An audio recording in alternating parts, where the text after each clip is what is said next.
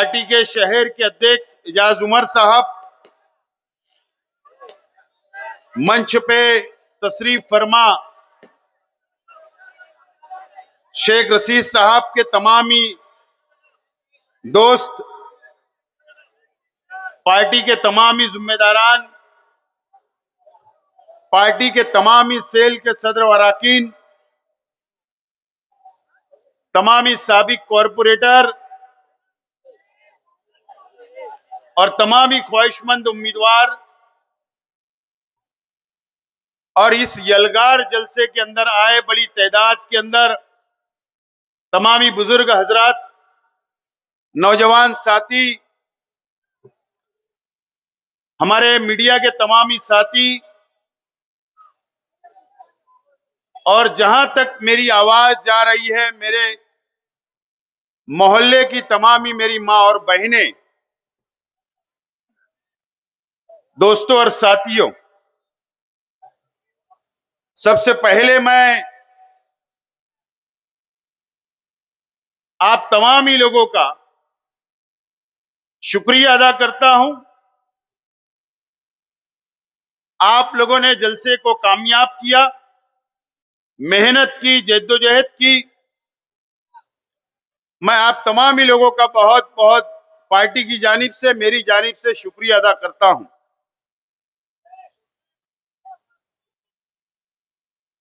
अभी आप लोगों के सामने पार्टी का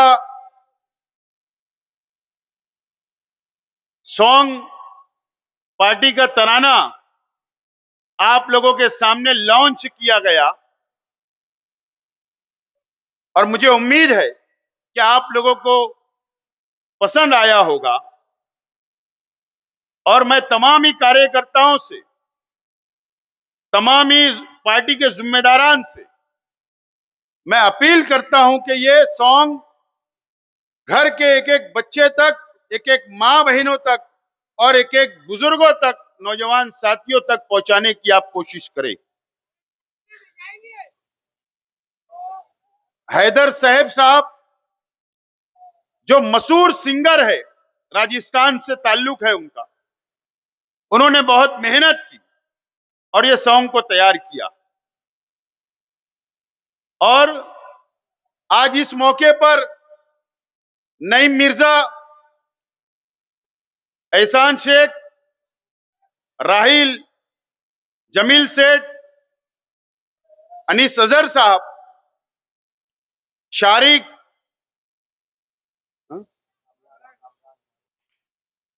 ये तमाम ही लोगों का इस्तकबाल हुआ।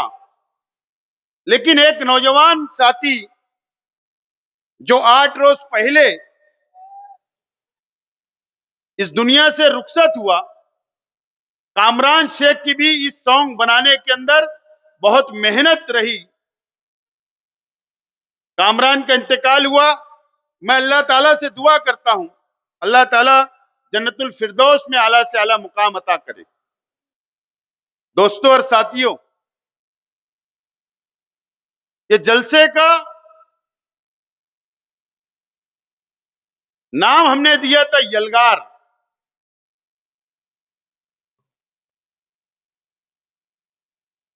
और आप लोगों ने यलगार होर्डिंग के जरिए, बैनर के जरिए, सोशल मीडिया के जरिए आपने यलगार ऐलान कर दिया। ये यलगार फिरका परस्तों के खिलाफ यलगार है, नाइंसाफी के खिलाफ यलगार है।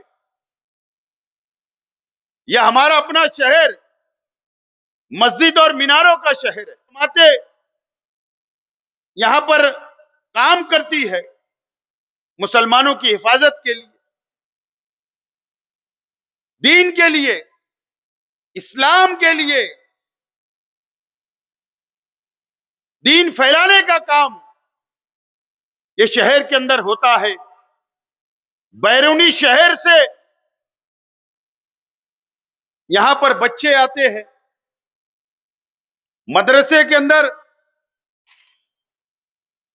हाफिज होते हैं, आलिम होते हैं, मुफ्ती होते हैं। और शहर से जाते हैं। ये वो मालेगांव शहर है, ये वो मालेगांव शहर है। और आज शहर की आवाम को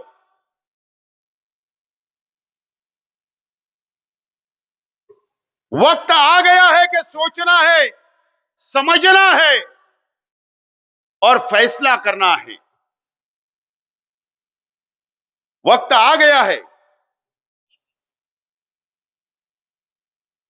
हम इस जमहूरी मुल्कों में रहते हैं, हमको वोट का अधिकार है। कौन सी पार्टी को, कौन से कैंडिडेट को, कौन से उम्मीदवार को वोट देना है, हमें भी संविधान ने, डॉक्टर बाबा साहेब अम्बेडकर के संविधान ने हमें भी हक दिया है। हमने फिरका परस्तों के खिलाफ, फिरका परस्त पार्टी के खिलाफ, बीजेपी के खिलाफ हम लोगों ने पार्लियामेंट के अंदर वोट दिया। कांग्रेस पार्टी के कैंडिडेट को वोट दिया, उम्मीदवार को वोट दिया। उस वक्त ना मैं और ना हमारे साथी कांग्रेस में नहीं थे, लेकिन हमारी विचारधारा, हमारी सोच फिरका परस्तों के खिलाफ है, बीजेपी के खिलाफ है। इसके लिए कांग्रेस पार्टी के उम्मीदवार को हमने वोट दिया, कामयाब किया। इलेक्शन खत्म हुआ, पार्लियामेंट की उम्मीदवार चुनकर चली गई। उसके बाद आज तक ये शहर के ऊपर क्या हो रहा है, कितना जुल्म हो रहा है, कितनी नाइंसाफी हो रही है, यह आप लोगों को दिख रहा है, समझ रहा है। अगर आज मैं खड़ा हूं आपके सामने, तो इस मोहल्ले के अंदर खड़ा हूं, इस हजार खोली के अंदर खड़ा हूं और तकरीर कर रहा हूं, जहां से शेख रशीद साहब ने अपनी सियासी शुरुआत की। काउंसिलर बने, एक मर्तबा नहीं, 2 मर्तबा सदर बल्दिया बने, एमएलए बने, मेयर बने। ये वो मोहल्ला है, ये वो हजार खोली है। और शेख रशीद साहब ने हमें सिखाया है कि फिरका परस्तों के खिलाफ रहना है, उनसे लड़ना है, गरीबों के लिए लड़ना है। शेख रशीद साहब ने हमें सिखाया।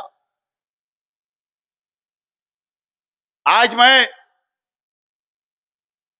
आपके सामने खड़ा हूं, साबिक एमएलए, माजी आमदार बोलकर खड़ा हूं, एक कार्यकर्ता बनकर आपके सामने खड़ा हूं। मेरे पास कोई ओहदा नहीं है, कोई ओहदा नहीं है, ना पार्टी का भी ओहदा नहीं है। आप ही की तरह मैं एक इंसान हूं, आप ही की तरह कार्यकर्ता हूं,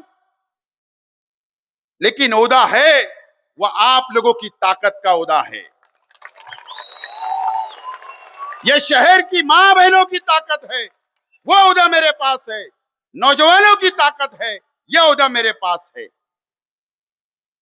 असेंबली का इलेक्शन हम लोग 162 वोट से इलेक्शन हम लोग हार गए, 162 वोट से इलेक्शन हारे।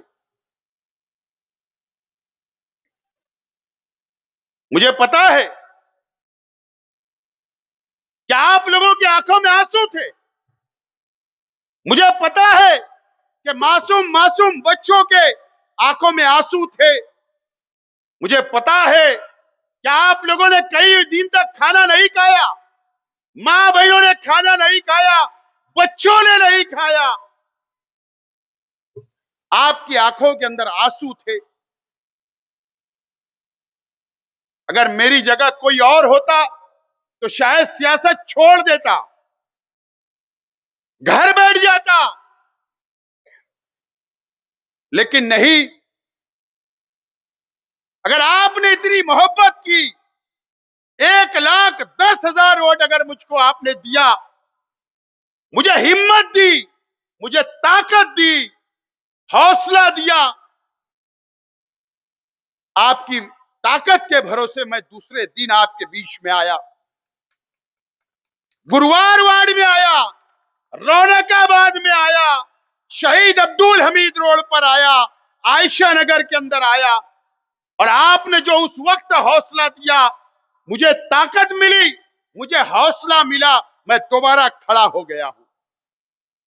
लेकिन क्या आपको पता है, क्या आपको पता है कि जो बीजेपी चाहती थी, जो आरएसएस चाहती थी, जो फिरका परस्त पार्टियां चाहती थी, वही हुआ असेंबली के अंदर। मुझको हराने के लिए नागपुर से पैसा आता है हमारे मुखालिफ कैंडिडेट के पास,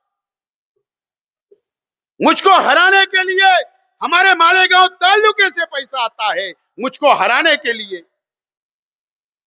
मुझको हराने के लिए नांदगांव से पैसा आता है, मुझको हराने के लिए शिरपुर से पैसा आता है, मुझको हराने के लिए थाने से पैसा आता है। पैसे के दम पर, पैसे की ताकत पर मुझको हरा दिया गया और हम हार गए। क्यों? क्या वजह है कि शेख आसिफ को हराने के लिए इतनी ताकतें लगी, इतनी ताकतें? क्या वजह है? उसकी वजह सिर्फ एक है कि 2014 से लेकर 2019 तक मैं एमएलए था, असेंबली के अंदर खामोश नहीं था, फिरका परस्तों के खिलाफ वहां पर भी मैं लड़ा, आरएसएस के खिलाफ वहां पर भी मैं लड़ा, मॉब लिंचिंग जहां पर मुसलमानों और दलित भाइयों के ऊपर हुई, उनके खिलाफ मैंने फिरका परस्तों के खिलाफ वहां पर भी आवाज उठाई। अजान पे पाबंदी की बात आई तो शेख आसिफ ने आवाज उठाई, जमीयतुल उलमा पे पाबंदी की बात आई तो शेख आसिफ ने आवाज उठाई। यही वजह थे कि शेख आसिफ नहीं चलेगा, इसको हरा दिया जाए, और रुपया, पैसा, ताकत सब इस्तेमाल हुआ और मैं हार गया और आप हार गए, ये शहर हार गया, ये शहर हार गया। ए भैया, ये शहर हार गया। आप भैया, आप मेहरबानी करके नारे मत लगाओ। ये शहर हार गया, आप हार गए, हम हार गए।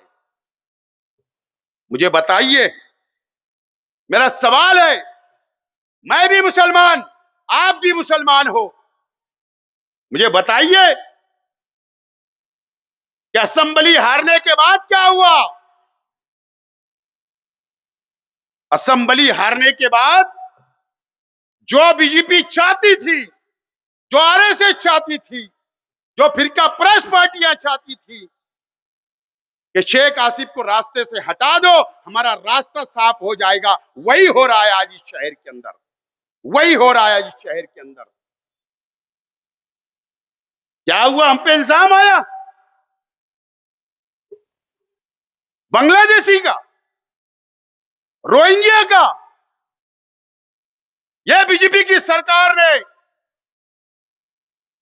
एसआईटी बना दी। मेरे घर की मां बहनें जेल में नहीं गई थी,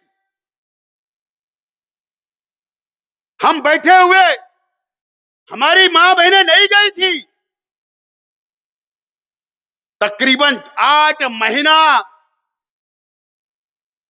बुजुर्गों, उम्र में से मेरे से बड़े 3 हमारी कौम की मां जेल के अंदर 8 महीना गुजार के आई, 8 महीना।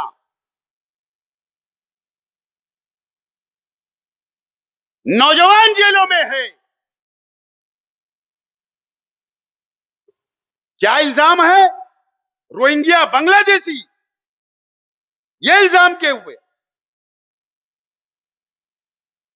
आपको पता है 811 लोग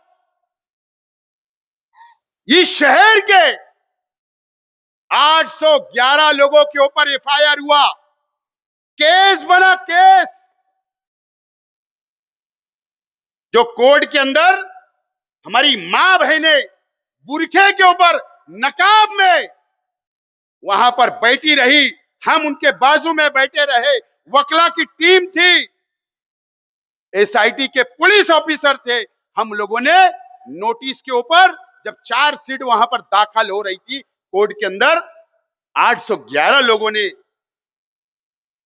बॉन्ड के ऊपर वहां पर उनको रिलीज किया गया, जमानत मिली। कल उनको जमानत देना पड़ेगी। चार्जशीट के अंदर उनका नाम है, उनको आरोपी बताया गया। ये वो शहर के लोग हैं 811। क्या वो मेरी पार्टी के? पार्टी नहीं देखी गई, सिर्फ वो देखा गया ये कि मुसलमान थे, मुसलमान थे, ये देखकर जेल में डाला गया। इसीलिए शेख आसिफ नहीं चाहिए था। क्या हुआ? याद रखना, जो अभी तहसीलदार से जो नोटिसें आ रही है ना जन्म दाखिला जमा कराने की, आप क्या समझते हो? जन्म दाखिला जमा कराने की जो नोटिसें आ रही, अगर हमने नोटिस नहीं जमा कराई तो पता है अगर 50 लोग हो, 100 लोग हो, 200 लोग हो, 500 लोग हो, क्या होगा पता है? उनके आधार कार्ड रद्द हो गए, उनका राशन कार्ड रद्द होगा, उनकी वोट रद्द होगी और उनको फरार घोषित कर दिया जाएगा। हो सकता है कि मरकजी हुकूमत ये फैसला कर लेवे कि वो हिंदुस्तान के नागरिक नहीं थे, रहवासी नहीं थे, ये भी फैसला हो सकता। फिर क्या होगा? उनको पकड़ के जेल में डाला जाएगा। ये इल्जाम हमारे ऊपर है। इसलिए शेख आसिफ नहीं चाहिए था। मुझे बताइए कि इस शहर के अंदर कितने हमले हो रहे, कितने हमले हो रहे?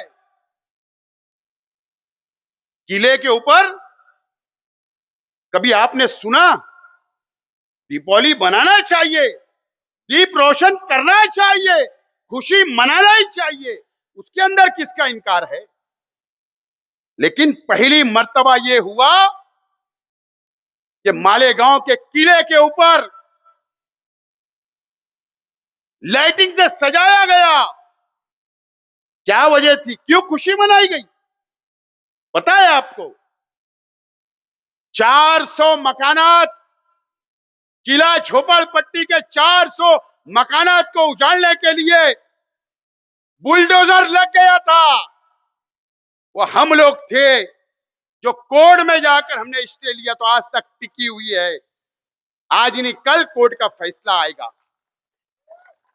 यह हमला हो रहा है, इसलिए शेख आसिफ नहीं चाहिए था। मॉब लिंचिंग के नाम पर कितने कुरैशियों को मारा गया? बताइए, कितने कुरैशियों को मारा गया? आवाज उठी, इसलिए शेख आसिफ नहीं चाहिए था। मुझे बताइए, आज ये बातें मुझे बोलनी नहीं थी, लेकिन बोल रहा हूं। एक मयूर शाह नामी एक शख्स है नदिया के उस पार, वो किस पार्टी से ताल्लुक रखता, किस फिरका परस्त संगठन से ताल्लुक रखता, मुझे कोई लेना देना नहीं, लेकिन उसके फेसबुक पर कुरान शरीफ की बेहुरमती करता है, कुरान शरीफ की। कोई बोलने वाला नहीं है, कोई नहीं बोल रहा है। हमारे हुजूर की शान में वो शख्स ने गुस्ताखी किया, कोई बोलने वाला नहीं है। शहर खामोश है, इसीलिए शेख आसिफ नहीं चाहिए था।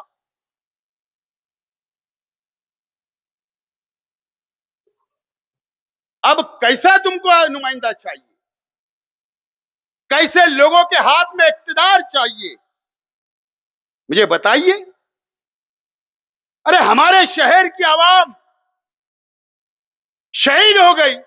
2006 का भी कब्रिस्तान का बम ब्लास्ट होता है, हम ही शहीद होते हैं, हम ही जख्मी होते हैं, हमारा ही खून बहता है। 2008 में भी भिक्खू चौक बम ब्लास्ट के अंदर हमारा ही खून बहा, हम ही शहीद हुए, हम ही जख्मी हुए। साध्वी प्रज्ञा सिंह ठाकुर, कर्नल पुरोहित की तो प्रमोशन हो गया, बाइज्जत बरी हो गए, बाइज्जत बरी। क्या हुआ बताइए मुझे। शहर खामोश है। हमारे तालुके के लीडरान ने खुशी मनाई, खुशी, जल्लोश किया, पटाखे फोड़े गए और लीडरान ने बयान दिया खुशी से कि यह तो होना ही था। ऐसी कैसा भाईचारे की बात होती है शहर में। ये शहर देख रहा है अपनी आंखों से, क्यों हमारा जमीर जिंदा नहीं हो रहा। उसके बावजूद भी ये शहर खामोश है, देख रहा है, कोई बोलने वाला नहीं।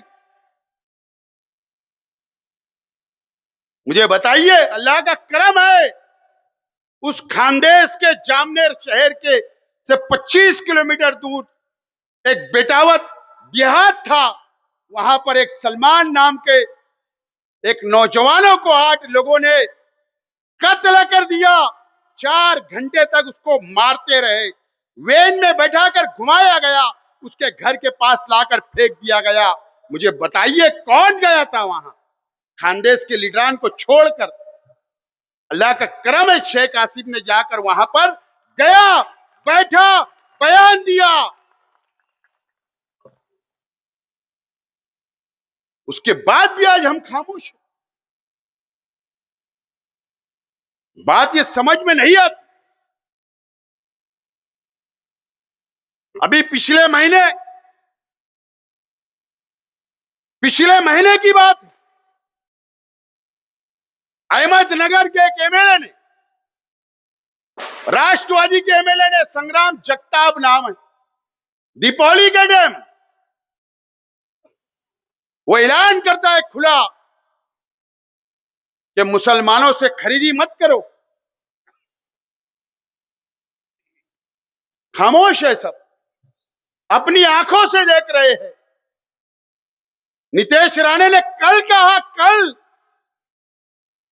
कि महाकुंभ के अंदर जो नासिक में होगा वहां मुसलमानों से कोई खरीदी मत करो, उनकी दुकानें मत लगने दो।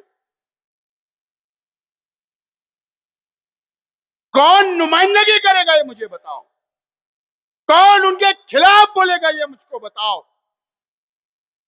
कौन बोलेगा। आज सब खामोश है, कोई आवाज नहीं उठाई जा रही है। एक जीआर मैं बताना चाहता हूं, शालेय शिक्षण विभाग का है, आयुक्त तो शालेय शिक्षण एजुकेशन डिपार्टमेंट का है, जो पूना से निकला। यह जीआर है। मैं बताना चाहता हूं नौजवानों, ए शहर के मुसलमानों, सुनो बात। 31 अक्टूबर से 7 नवंबर तक, यानी आज तक, ये जीआर में लिखा है कि प्राइमरी स्कूल, हाई स्कूलों के अंदर वंदे मातरम पढ़ा जाना जरूरी है, लाजमी है। यह जीआर निकलता है। मुझे बताओ,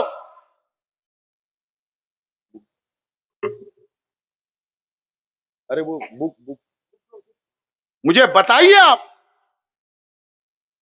इस हिंदुस्तान के अंदर ये जीआर कहां से निकला? मंत्रालय से। कौन आवाज उठाएगा? कारपोरेटर उठाएगा?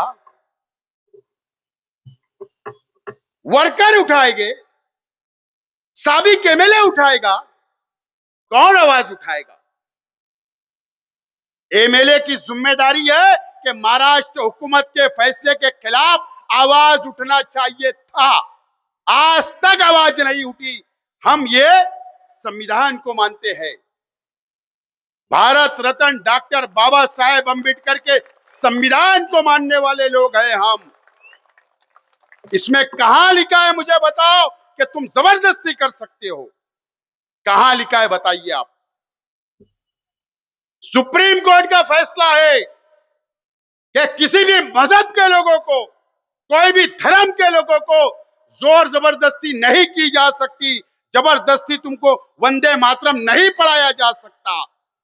आज मैं बोलता हूं कि मैं वंदे मातरम नहीं पढ़ूंगा। क्या करना? हां, इस हिंदुस्तान से मैं मोहब्बत करता हूं।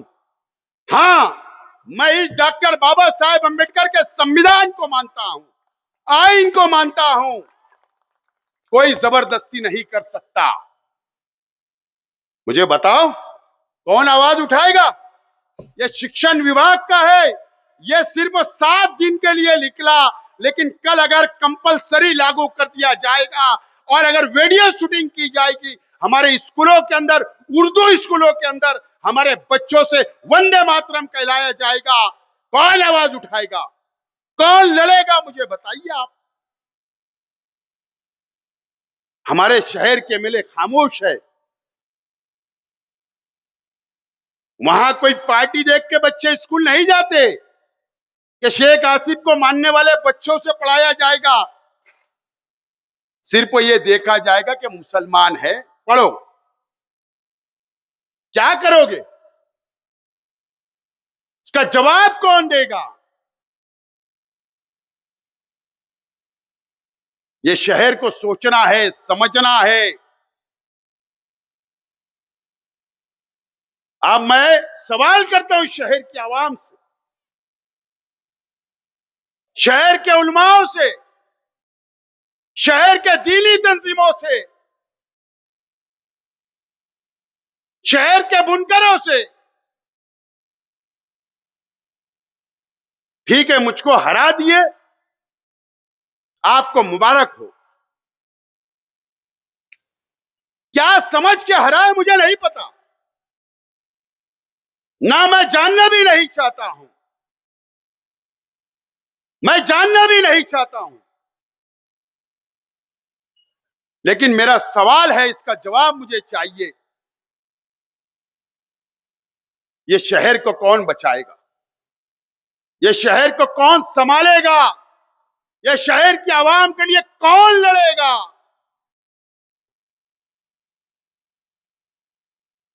कॉरपोरेशन का जो इलेक्शन आ रहा है, इसको मामूली इलेक्शन मत समझना। बिरादरीवाद पर वोट मत देना, मसलकी बुनियाद पर वोट मत देना, रिश्तेदारी की बुनियाद पर वोट मत देना। अगर ये शहर को बचाना चाहते हो तो आप हक पर आपको वोट देना पड़ेगा। कौन बचाएगा? याद रखना, अगर एसआईटी बनी है तो 4000 अगर दाखले, अगर नोटिस मिलती है रोहिंग्या और बांग्लादेशी का इल्जाम लगाकर, यह हल कैसे होगा? जन्म का दाखला कहां बनता है? मैयत का दाखला कहां से मिलता है? कॉरपोरेशन से। मस्जिदों का परमिशन कहां से मिलता है? कॉरपोरेशन से। तुम्हारे मकानात के परमिशन कहां से मिलते हैं? कॉरपोरेशन से। तुम्हारे कारखाने के परमिशन कहां से मिलते? कॉरपोरेशन से। घर का परमिशन कहां मिलता? कॉरपोरेशन से।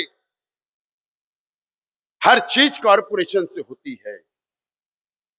और ये जो आफत आई है, ये मुसीबत आई है, ये बोबड़ा कीड़ सुमैया और ये फिरका परस्तों से अगर कोई लड़ सकता है, अगर आप लोग इस शहर की आवाम अगर इक्तिदार हमको देगी, इस्लाम पार्टी का मेयर अगर आप बनाओगे, मैं वादा करता हूं कि जितनी मुसीबतें जन्म दाखिले पर आई, एसआईटी लगी, हर मसले का हल अल्लाह का करम है कि शेख आसिफ है और शेख आसिफ की पार्टी। याद रखना इस शहर की आवाज। तो आप समझेंगे 4000 लोगों में हमारी क्या मां बहनों को नोटिस आई, कहा हमारे घर वालों को नोटिस आई, तो ऐसा नहीं है। अगर 4000 लोग निकल सकते, वो नोटिस दे सकते हैं, तो वो कई हजारों का राशन कार्ड भी चेक कर सकते हैं। ऐसा जीआर हुकूमत महाराष्ट्र ने निकाला है और किरीट सुमैया के बोलने पर निकाला है, हमारे राशन कार्ड भी चेक हो गए। ये शहर को बर्बाद करने के लिए फिरका परस्त तैयार है। मैंने कहा शुरुआत में कि ठाणे से पैसा आया, नागपुर से आया और जगह से मुझे हराने के लिए पैसा आया है। एक डील और हुई। क्या हुआ? एक डील और हुई। वार्ड नंबर 4 को तोड़ दिया गया। आज बोल रहा हूं, अजंग वड़ेल में भी मीटिंगें हुई, मुंबई में भी मीटिंगें हुई और यह डील हुई कि वार्ड नंबर 4 में 2 आजाद उम्मीदवार हजरत के रहेंगे और 2 दूसरी पार्टी के उम्मीदवार रहेंगे आजाद। तुम मुसलमानों की वोट देना, हम हमारी वोट तुमको पलटाओगे। क्या होगा? 2 मुसलमानों की मेंबर हमारे कम, 2 हमारी पार्टी के मेंबर हिंदू भाई कम, 2-2 का बंटवारा हो गया। वार्ड नंबर 2 का वार्ड तोड़ा गया। वहां पर भी इस तरीके की प्लानिंग हुई और ये शहर में आज बोल रहा हूं, मीडिया के सामने देखना कारपोरेशन के चुनाव में, और नहीं तो बताना हमारे मुखालिफ लोगों ने कि नहीं हमने सिंबल पे 4 उम्मीदवार दिए।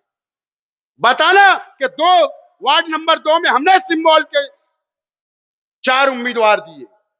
तो आज मैं बोलता हूं शेख आसिफ के चारों सिंबल के उम्मीदवार दूंगा। और ऐसा नहीं है, हिंदू भाई भी दूंगा, दलित भाइयों को भी दूंगा 2 नंबर में। लेकिन प्लानिंग हो गई कि शेख आसिफ को अब असेंबली से हटाए, एमएलए नहीं बनने दिया गया। अब कारपोरेशन का इक्तिदार भी इसको मत दो। अगर इसको कारपोरेशन का इक्तिदार दिए तो ये सब चीज को रोकेगा, हर मुसीबत को रोकेगा, ढाल बन के खड़ा रहेगा। इसके लिए कारपोरेशन भी इससे छीन ली जाए। इस तरीके की प्लानिंग, स्क्रिप्ट लिखी जा चुकी है, स्क्रिप्ट लिखी जा चुकी है। मैं झूठ नहीं बोलता हूं। जब भी बोलता हूं, सबूत के बुनियाद पर, दलील के बुनियाद पर शेख आसिफ बात करता है। ये बात आप याद रखना मेरे शहर की आवाम। मेरा क्या होगा? मुझे बताइए क्या होगा अगर शहर की आवाम फैसला कर ले कि नहीं शेख आसिफ को इक्तिदार नहीं देना है, नई इस्लाम पार्टी को इक्तिदार नहीं देना है, तो क्या होगा? जितने भी चुन के आएंगे अपोजिशन में बैठेंगे, आवाज उठाएंगे, लेकिन ये शहर बर्बाद होगा। शहर के ऊपर मुसीबतें आएगी, सेंट्रल गवर्नमेंट भी मुसीबत लाएगी, रियासती हुकूमत भी मुसीबत लाएगी। कौन लड़ेगा? एक शख्स को एमएलए बनाया गया, साल भर खामोश है, एक आवाज नहीं, असेंबली में बोलना नहीं है, सिर्फ डीलिंग करना है और डीलिंग करके काम करना है। और ये इलेक्शन असेंबली से बड़ा इलेक्शन है, बड़ा इलेक्शन है। अगर मुझे लालूच होती ना मेयर बनने की, तो शेख आसिफ ऐलान कर देता था कि मैं हाँ कारपोरेशन के इलेक्शन लड़ूंगा, लेकिन मैंने फैसला किया हूं कि मैं कारपोरेशन का इलेक्शन नहीं लड़ूंगा, मैं सब लोगों को लड़ाने का काम करने वाला हूं और इनका साथ खड़े रहकर ये फिरका परस्तों से मुकाबला करना चाहता हूं। लेकिन मुझे शेख रशीद साहब ने, हम सब जिम्मेदारों को, तमाम ही हमारे पार्टी के वर्करों को और मेरे परिवार को शेख रशीद साहब ने झुकने वाला नहीं बनाया। और अल्लाह का करम है, फिरका परस्तों के सामने ना मैं झुकूंगा, ना मैं डरूंगा, बल्कि यलगार करूंगा, लेकिन मैं इनके सामने डरने वाला या झुकने वाला नहीं है। मैं एक बात याद रखूं, क्या होगा मुझे बताइए, मुझे बताइए, मेरे घर के लोग यहां बैठे, मेरे परिवार के लोग बैठे, मुझे बताइए, हमारी ठेकेदारी है कारपोरेशन में, हम क्या ठेकेदार है? मैं तो आज के एमएलए साहब से कहूंगा, अगर आपका जमीर जिंदा होगा तो बताइए आप ये शहर को कि असेंबली के इलेक्शन के वक्त आपके फर्जंद को, एंड इलेक्शन के वक्त आपके फर्जंद को गाड़ी में किसने बैठाकर, कट्टा लगाकर पैसे के लिए किसने उठाकर लेकर गया था? बताइए ना। अगर कोई उनके ही पार्टी के लोगों से कोई एमएलए डर सकता है, डरता है, तो आपको तो कभी भी ये बेच डालेंगे। नहीं तो इन्होंने, आप बताना इस शहर की आवाम को, बताना क्या हुआ था तुम्हारे फर्जंद के साथ, क्या हुआ था, आप क्या दबी है आपकी, क्या आपकी कमजोरी है? पुलिस डिपार्टमेंट को भी यह जानकारी है। अगर एमएलए का लड़का महफूज नहीं है, वो अपने बच्चों की हिफाजत नहीं कर सकते, तो शहर की आवाम की क्या हिफाजत करेंगे?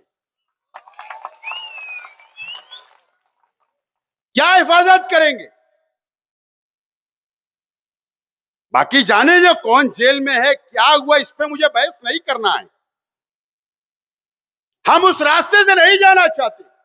आज मेरी लड़ाई, मेरे पार्टी के वर्करों की लड़ाई, मेरे पार्टी के जिम्मेदारों की लड़ाई आज इन लोगों से नहीं है। हमारी लड़ाई फिरका परस्त ताकतों से है, जो भगवाकरण करना चाहते हैं, जो हिंदू राष्ट्र बनाना चाहते हैं, जो सेकुलरिज्म को खत्म करना चाहते हैं, ये जो शहर को बर्बाद करना चाहते हैं, हमारी लड़ाई उनसे है। उनसे लड़ना है और जीतना है। मैंने कहा ना, मेरा क्या होगा मेरे परिवार का। अगर आपने फैसला कर दिया कि कारपोरेशन भी तुमको नहीं, तो घर बैठेंगे, परिवार संभालेंगे, कारोबार करेंगे, लेकिन फैसला आपके ऊपर। ये बहुत बड़ा इलेक्शन हमारे सामने है। गुरुवार वार्ड के लोग यहां बैठे, वहां पर अखाड़ा भी है, पहलवान भी बहुत है।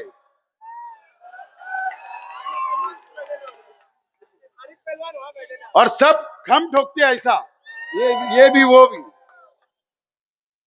और धोबी पिछाड़ भी मार देते हैं।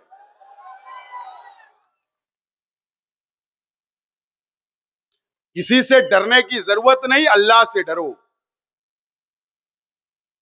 अल्लाह से डरो, इंसानों से नहीं डरना है। बहुत कमजोर लोग हैं, बहुत बुज़दिल लोग हैं, और ये भी नहीं चाहते कि शेख आसिफ की पार्टी का इक्तदार आ जाए, क्योंकि दुकान बंद हो जाएगी।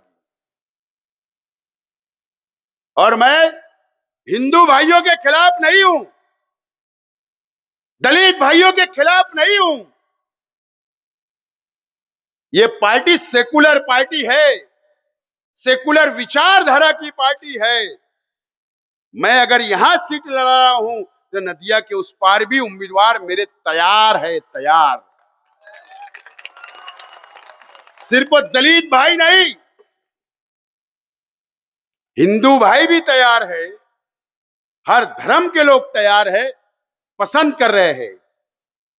वो चाहते हैं कि ताकतवर लीडरों के साथ खड़े रहना है, लड़ने वाले लीडरों के साथ खड़ा रहना है।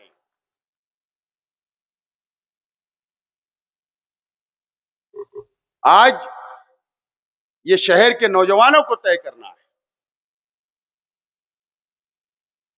मुसीबत आएगी तो कोई एक बिरादरी के ऊपर नहीं आएगी, मुसलमानों पर आएगी। मुसीबत आएगी तो कोई मजहबी तंजीम एक के ऊपर नहीं आएगी, तमाम लोगों के ऊपर आएगी। मुसीबत आएगी तो मुसलमान मां बहनों के ऊपर आएगी। याद रखना मेरी बात। और आज ये यलगार है, यलगार का ऐलान हो चुका है और यही नारा लेकर कारपोरेशन के अंदर हम लोग कूदने वाले हैं, मैदान में आने वाले हैं। आप लोग पूरी तरीके से तैयार रहे सियासी जंग लड़ने के लिए, फिरका परस्तों के खिलाफ। और मैं आज आपसे अपील करता हूं कि पार्टी का उम्मीदवार जो होगा, पार्टी जिसको टिकट देगी, आपको उसके साथ रहना है। पार्टी अभी पार्लियामेंट्री बोर्ड बनेगा, उम्मीदवारों के इंटरव्यू लेगी, उनका जायजा लेगी और उसके बाद फैसला करेगी। और एक बात, हमने अगर समाजवादी पार्टी से इत्तेहाद की बात चलाई है, बात चल रही है, बात 90% अगर हो गई है, तो हमारी एक शरायत हमने रखी है। वो ये शरायत है कि हमारी सटिंग सीट 2017 में जो हमारे कॉर्पोरेटर चुन कर आए थे, वहां पर इत्तेहाद नहीं होगा, वहां हम ही लड़ने वाले हैं। और जब तक पार्टी का आदेश नहीं होगा, आपको किसी की मीटिंग में अभी जाना नहीं है। मैं एकदम साफ बोल रहा हूं। बहरहाल आज मुझे जो बातें कहनी थी मैंने आधी बोला हूं। वक्त खत्म हो रहा है। आपने जलसे को कामयाब किया इतनी बड़ी तादाद के अंदर आकर, लेकिन अब आपको यहां से जाकर गली गली, घर घर सबको समझाना है और इस्लाम पार्टी का मेयर बनाना है। बहुत बहुत शुक्रिया। खुदा हाफिज। अस्सलाम वालेकुम।